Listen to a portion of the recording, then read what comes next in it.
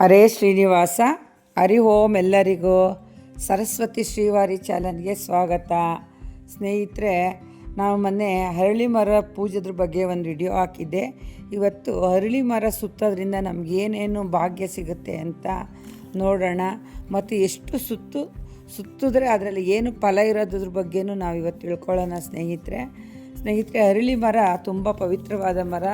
ಅರಳಿ ಮರವನ್ನು ಅಶ್ವತ್ಥ ವೃಕ್ಷ ಅಂತಲೂ ಕರೀತಾರೆ ಸ್ನೇಹಿತರೆ. ನಾವು ಈ ಒಂದು ಧನುರ್ಮಾಸದಲ್ಲಿ ನೋಡಿ, ನಾವು ಒಂದು ಭಾನುವಾರ ನಾವು ಅರಳಿ ಮರನ ಸುತ್ತೋದ್ರಿಂದ ನಮಗೆ ಏನು ಕಾಯಿಲೆಗಳು, ಈ ಸಣ್ಣ ಪುಟ್ಟ ಕಾಯಿಲೆ, ಈ ಮಂಡಿ ನೋವು, ಈ ತಲೆನೋವು, ಜಾಸ್ತಿ ಕೀಲುಗಳ ನೋವು ಆ ಥರ ಎಲ್ಲ ಬರ್ತಾನೆ ಇರುತ್ತೆ ನೋಡಿ.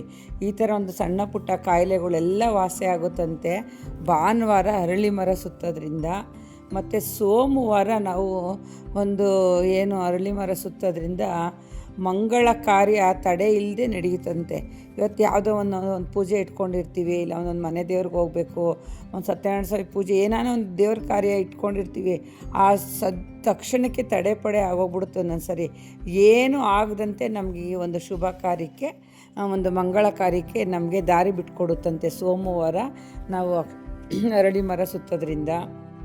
ಮತ್ತು ಮಂಗಳವಾರ ನಾವು ಅರಳಿ ಮರ ಸುತ್ತೋದ್ರಿಂದ ನವಗ್ರಹ ದೋಷಗಳು ನಿವಾರಣೆ ಆಗುತ್ತಂತೆ. ನಮಗೆ ನವಗ್ರಹ ಯಾವುದೋ ರಾಹು ಇರಲಿ, ಕೇತು ಇರಲಿ, ಮಂಗಳ ಯಾವುದೇ ಒಂದು ಇರಲಿ, ನವಗ್ರಹಗಳಲ್ಲಿ ಯಾವುದು ದೋಷ ಇರುತ್ತೋ ನಾವು ಈ ಒಂದು ಮಂಗಳವಾರ ನಾವೊಂದು ಅರಳಿ ಮರ ಸುತ್ತೋದ್ರಿಂದ ನಮಗೆ ಈ ಒಂದು ನವಗ್ರಹ ದೋಷನೂ ನಿವಾರಣೆ ಆಗುತ್ತೆ.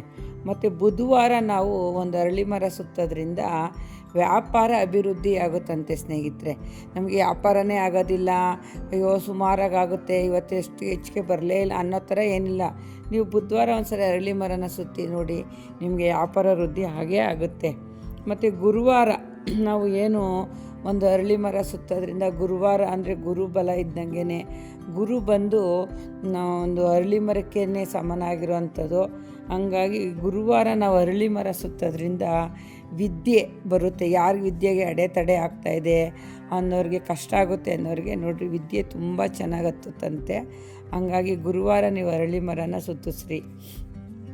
ಶುಕ್ರವಾರ ನಾವು ಏನು ಒಂದು ಅರಳಿ ಮರ ಸುತ್ತೋದ್ರಿಂದ ತುಂಬಾ ಒಳ್ಳೆಯದು, ಸಕಲ ಸೌಭಾಗ್ಯಗಳು ಬರುತ್ತಂತೆ ನೋಡಿ.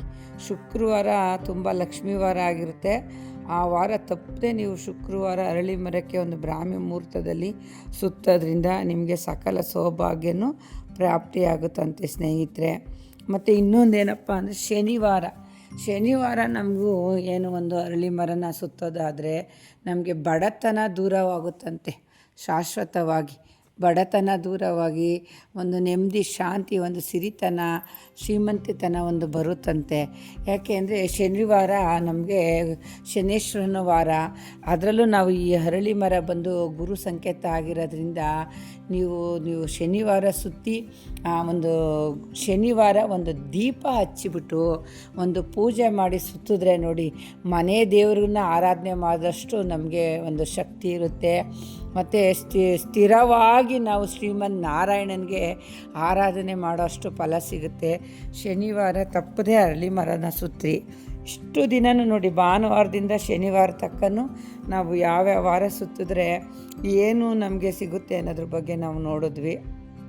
ಈಗ ಎಷ್ಟು ಸುತ್ತಬೇಕು ಅಂದರೆ, ಒಂದು ಸುತ್ತೋದ್ರಿಂದ ಸಕಲ ಸೌಭಾಗ್ಯಗಳು ಸಿಗುತ್ತೆ. ಆಗೋದೇ ಇಲ್ಲ, ನೀವು ನಮ್ಮ ಕೈಲಿ ಅಂದ್ಕೊಂಡಿದ್ದವರು ಒಂದು ಸುತ್ತಬೋದು. ಇಲ್ಲ ನಾವು 3 ಸುತ್ತುತ್ತೀವಿ ಅಂದರೆ ಅಂದುಕೊಂಡ ಕಾರ್ಯಗಳೆಲ್ಲ ಆಗುತ್ತೆ. ಇವತ್ತೇನೋ ನಾವೊಂದು ನಾಮಕರಣ ಮಾಡಬೇಕು, ಒಂದು ಗೃಹ ಪ್ರವೇಶ ಮಾಡಬೇಕು, ಒಂದು ಎಂಗೇಜ್ಮೆಂಟ್ ಮಾಡಬೇಕು, ಇಲ್ಲ ಒಂದು ದೇವ್ರ ಕಾರ್ಯ ಮಾಡಬೇಕು, ಏನಾನ ನೀವು ಮನಸ್ಸಲ್ಲಿ ಒಂದು ಅಂದ್ಕೊಂಡು ಈ ವರ್ಷದಲ್ಲಿ ಆಗೋಗಬೇಕು ಅಂತ ಮನಸ್ಸಲ್ಲಿ ಒಂದು ಸಂಕಲ್ಪ ಮಾಡ್ಕೊಂಡು ಮಾಡಿದ್ರೆ ನೀವು 3 ಸುತ್ತಿಬಿಟ್ಟು ನೀವು ಅಂದ್ಕೊಂಡು ಕೆಲಸ ಎಲ್ಲ ಆಗುತ್ತೆ. ಮತ್ತು 5 ಸುತ್ತೋದ್ರಿಂದ ಕೈ ಹಾಕಿದ ಕೆಲಸ ಎಲ್ಲ ಆಗುತ್ತಂತೆ. ಒಂದು ಬಿಸ್ನೆಸ್ ಮಾಡಬೇಕು, ಇದಕ್ಕೆ ಹಾಕೋಣ, ಒಂದು ಬಟ್ಟೆ ವ್ಯಾಪಾರನ, ಇಲ್ಲ ಒಂದು ಅಂಗಡಿನ, ಇಲ್ಲ ಒಂದು ಸ್ವಂತ ಬಿಸ್ನೆಸ್, ಒಂದು ಜಮೀನು ವ್ಯವಹಾರನ, ಈ ಥರ ನೀವೊಂದು ಕೈ ಹಾಕೋದಕ್ಕೆ ಮುಂಚೆ ಅರಳಿ ಮರನ ಒಂದು 5 ಸುತ್ತೋದ್ರಿಂದ ನಿಮಗೆ ಈ ಕೆಲಸ ಎಲ್ಲ ಆಗುತ್ತೆ. ಮತ್ತು 9 ಸುತ್ತು ಏನು ಅರಳಿ ಮರನ 9 ಸುತ್ತೋದ್ರಿಂದ ಪುತ್ರ ಸಂತಾನ ಭಾಗ್ಯ, ಪುತ್ರನ ಭಾಗ್ಯ, ವಂಶಾವೃದ್ಧಿಯಾಗುವಂಥ ಒಂದು ಭಾಗ್ಯ ಸಿಕ್ಕುತ್ತೆ. ಕೆಲವರು ಗಂಡು ಮಕ್ಕಳಿರೋದಿಲ್ಲ, ಗಂಡು ಮಕ್ಕಳೇ ಬೇಕು ಅಂತ ಕೇಳ್ತಾರೆ. ನಾನು ಹಂಗೆ 2 ಹೆಣ್ಣಾಗ್ಬಿಡ್ತು ಸ್ಟಾರ್ಟಿಂಗಲ್ಲಿ, ಗಂಡು ಬೇಕು ಅಂತಲೇ ಬೇಡಿ ಬೇಡಿ ಬೇಡಿ ಒಂದು ಕಲ್ಗೂ ಕೈ ಮುಗಿತಾ ಇದ್ವಿ ನಾವು ಅವಾಗ.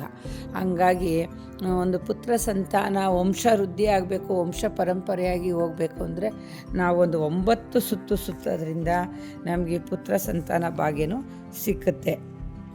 ಮತ್ತು 16 ಸುತ್ತು ನಾವು ಒಂದು ಅರಳಿ ಮರನ ಸುತ್ತೋದಂದರೆ ಅದರಿಂದ ನಮಗೇನು ಲಾಭ ಅಂದರೆ ಸಾಲದ ಸಮಸ್ಯೆಯಿಂದ ನಾವು ದೂರ ಆಗ್ತೀವಂತೆ. ಈ ಸಣ್ಣ ಪುಟ್ಟ ನಾವು ದುಡಿಯೋಕ್ಕಾಗ್ದೇ ಸಾಲಗಳು ಮಾಡ್ಕೊಬಿಡ್ತೀವಿ, ಒಂದೊಂದು ಸರಿ ಅದು ತೀರ್ಸೋಕ್ಕಾಗೋದಿಲ್ಲ. ಆವಾಗ ದೇವರು ನಮಗೊಂದು ಜ್ಞಾನೋದಯ ಕೊಡ್ತಾರೆ, ಒಂದು ಉದ್ಯೋಗಕ್ಕೊಂದು ದಾರಿ ಬಿಟ್ಕೊಡ್ತಾರೆ. ಸಾಲನ ಮಾಡಲೇಬಾರ್ದು ಅನ್ನೋಷ್ಟೊಂದು ಬುದ್ಧಿ ನಮ್ಮ ತಲೆಗೆ ಬರ್ಬೋದೇನೋ.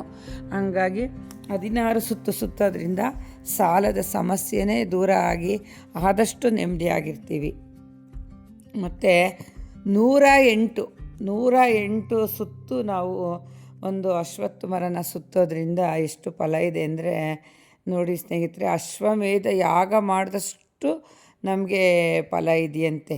108 ಸಾರಿ ನಾವು ಒಂದು ಅಶ್ವತ್ಥ ಮರ ಸುತ್ತೋದ್ರಿಂದ ಅಶ್ವಮೇಧ ಯಾಗ ಮಾಡಿದಷ್ಟು ಫಲ ನಮಗೆ ಸಿಗುತ್ತಂತೆ. ಹಂಗಾಗಿ ನಿಮ್ಮ ಯಥಾಶಕ್ತಿ 1 ಸುತ್ತಿ, 3 ಸುತ್ತಿ, 5 ಸುತ್ತಿ, 9, 16, 18 ಈ ಥರ ಸುತ್ತೋದಿದೆ. ಮತ್ತು ಯಾವ್ಯಾವ ವಾರ ಸುತ್ತಿದ್ರೆ ಏನೇನು ಒಂದು ಪರಿಹಾರನೂ ಇದೆ ಎಲ್ಲ ಈ ವಿಡಿಯೋದಲ್ಲಿ ಹೇಳಿದ್ದೀನಿ ಸ್ನೇಹಿತರೆ. ನಾನು ಅರಳಿ ಮರಕ್ಕೆ ಪೂಜೆ ಮಾಡ್ತಾಯಿದ್ದೀನಿ. ಅವ್ರವ್ರ ಯಥಾಶಕ್ತಿ ಹೌದು ಮಂಗಳವಾರ ಸುತ್ತುತ್ತಾರೆ, ಇಲ್ಲ ಪ್ರತಿ ವಾರನೂ ನಾವು ಸುತ್ತುತ್ತೀವಿ ಅನ್ನೋರು ಒಂದು 9 ದಿವಸ ತಪ್ಪದೆ ಈ ಒಂದು ಶುಭ ಕಾರ್ಯನ ನೀವು ಮಾಡಿ. ಧನುರ್ಮಾಸದಲ್ಲಿ ಮಾಡೋದ್ರಿಂದ ನಮಗೆ ಒಂದು ವಿಷ್ಣು ಮಾಸ ಅಂತಲೇ ನಾವು ಇದನ್ನ ಹೇಳ್ಬೋದು. ದೇವತೆಗಳು ಈ ಭೂಲೋಕಕ್ಕೆ ಬಂದು ಜನರ ಕಷ್ಟನೆಲ್ಲ ನೀಗಿಸೋವಂತಹ ಈ ಒಂದು ಧನುರ್ಮಾಸದಲ್ಲಿ ನಾವೊಂದು ವಿಷ್ಣು ಸಹಸ್ರನಾಮ, ಲಲಿತ ಸಹಸ್ರನಾಮ, ಒಂದು ದೇವರ ಹಾಡುಗಳನ್ನೆಲ್ಲ ಮನೇಲಿ ಹಾಕ್ಕೊಂಡು ಕೇಳ್ತಾ ನಮ್ಮ ಮನೆಗಳಲ್ಲಿ ಏನೋ ಒಂದು ಹಬ್ಬದ ವಾತಾವರಣ ಆಗುತ್ತೆ. ಬೆಳಗ್ಗೆನೇ ಎದ್ದು ಈ ಒಂದು ಪೂಜೆ ಮಾಡೋದ್ರಿಂದ ಮೈಂಡ್ ಫ್ರೆಶ್ ಆಗುತ್ತೆ, ದೇವ್ರುಗಳನ್ನ ಧ್ಯಾನ ಮಾಡ್ತೀವಿ. ಹಂಗಾಗಿ ಈ ಮರನ ನೀವು ತಪ್ಪದೇ ಒಂದು ಏನೋ ಅರಳಿ ಮರ, ಒಂದು ಅಶ್ವತ್ಥ ವೃಕ್ಷ ಅಂತಲೇ ಶ್ರೀಕೃಷ್ಣ ಪರಮಾತ್ಮನವರು ಅದನ್ನು ಪರಿಗಣಿಸಿ ಆ ಸ್ವಾಮಿ ಅದಲ್ಲೇ ನೆಲೆಸಿರ್ತಾರೆ. ಹಂಗಾಗಿ ನಾನು ಈ ವಿಡಿಯೋ ಮಾಡಿದ್ದೀನಿ ಸ್ನೇಹಿತರೆ. ಈ ವಿಡಿಯೋ ನಿಮಗೆಲ್ಲ ಇಷ್ಟ ಆಗಿದರೆ ಸಬ್ಸ್ಕ್ರೈಬ್ ಆಗಿ, ಲೈಕ್ ಮಾಡಿ, ಶೇರ್ ಮಾಡಿ ಸ್ನೇಹಿತರೆ. ಎಲ್ಲರಿಗೂ ಒಳ್ಳೆಯದಾಗಲಿ. ಮತ್ತು ಅಶ್ವತ್ಥ ಮರನ ನಾವು ಏನು ಸುತ್ತಬೇಕಾದ್ರೆ ಆಗಲಿ ಅಥವಾ ಪೂಜೆ ಮಾಡಬೇಕಾದ್ರೆ ಒಂದು ಮಂತ್ರನ ನಾನು ಸ್ಟಾರ್ಟಿಂಗಲ್ಲೇ ಹಾಕಿದ್ದೀನಿ ಸ್ನೇಹಿತರೆ. ಅದನ್ನು ನೋಡ್ಕೊಳ್ತಾ ಮನಸ್ಸಲ್ಲಿ ನಿಮ್ಮ ಕೈಲಾದರೆ ಒಂದು 10 ಬಾರಿನೋ ಇಲ್ಲ 21 ಬಾರಿನೋ ಇಲ್ಲ 108 ಬಾರಿನೋ ನಿಮಗೆ ಎಷ್ಟು ಹೇಳಬೇಕು ಅನಿಸುತ್ತೋ ಅಷ್ಟು ಹೇಳ್ದಷ್ಟು ಆ ಶಿವನ ಆರಾಧನೆ ಮಾಡಿದಷ್ಟು ಫಲ ಸಿಗುತ್ತೆ ಸ್ನೇಹಿತರೆ. ಹೇಳ್ಕೊಂಡು ಎಲ್ಲರೂ ಈ ಪೂಜೆಗಳನ್ನ ಮಾಡ್ಕೊಳ್ಳಿ. ಒಳ್ಳೆಯದಾಗಲಿ. ಹರಿ ಓಂ ಹರೇ ಶ್ರೀನಿವಾಸ.